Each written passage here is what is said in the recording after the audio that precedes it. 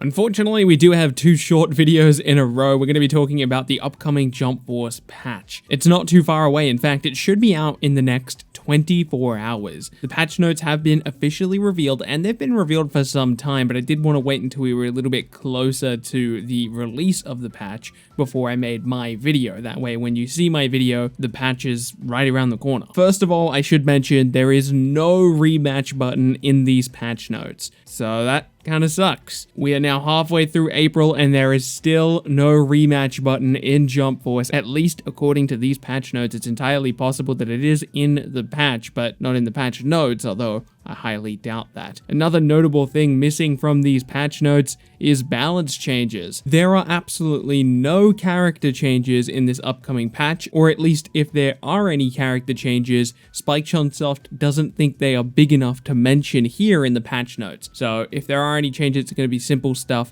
like maybe recovery frames on something that is relatively minor, just kind of small things here and there, like tracking on a certain move or something like that. Heck, there might even be a couple very, very important changes, just not like a long list of changes, because if there was a long list of changes coming to characters, they would feel the need to do like a full-on patch notes for that. So, now that we've addressed two notable things missing from these patch notes, let's discuss what's actually there. First of all, the Vertex event, which will be live as of the new patch. Sadly though, it does look like the Vertex event is just going to be another online event that connects all of the factions together and the leaderboard system. Not too much to look forward to there, and that probably deconfirms anything too exciting from the other announced events. Second of all, we found out about stability improvements. It's relatively boring. I mean, it's a good thing, don't get me wrong. It's very good that stability improvements are happening. Very few people are going to notice these stability improvements, but if you play the first patch of Jump Force and then you play like the 50th patch of Jump Force,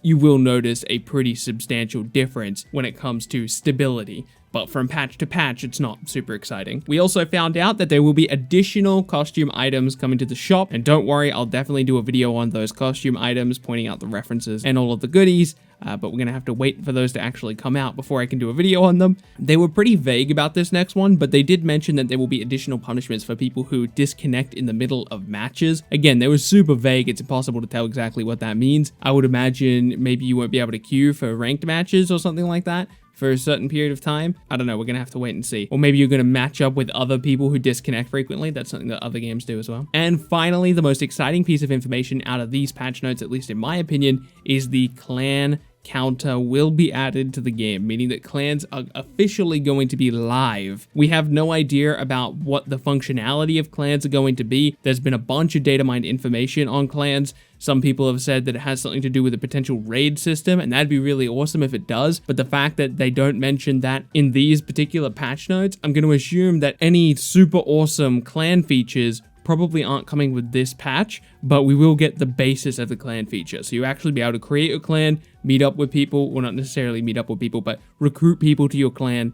And yes, I will probably do a Bilbzy clan. On top of all of these changes coming to the game, I'm excited to see what the data miners can drag up from this patch. It's been a while since we got our last patch, so it will be interesting to see how far along Kaiba's movesets come. Same with All Might, and we might even have a better idea of what that next character is going to be, what our third character is going to be for the first DLC pack, based on that data mined information. We also might get more information on what's going on with the rest of the roster. And if there's any important information that does come out of data mining, you can expect to hear about it on this channel. So if you are new around here, make sure you're subscribed for that. Make sure you leave a like on the video. It does help new people find the videos. My name has been Bilbzy, and I'll see you in the next video.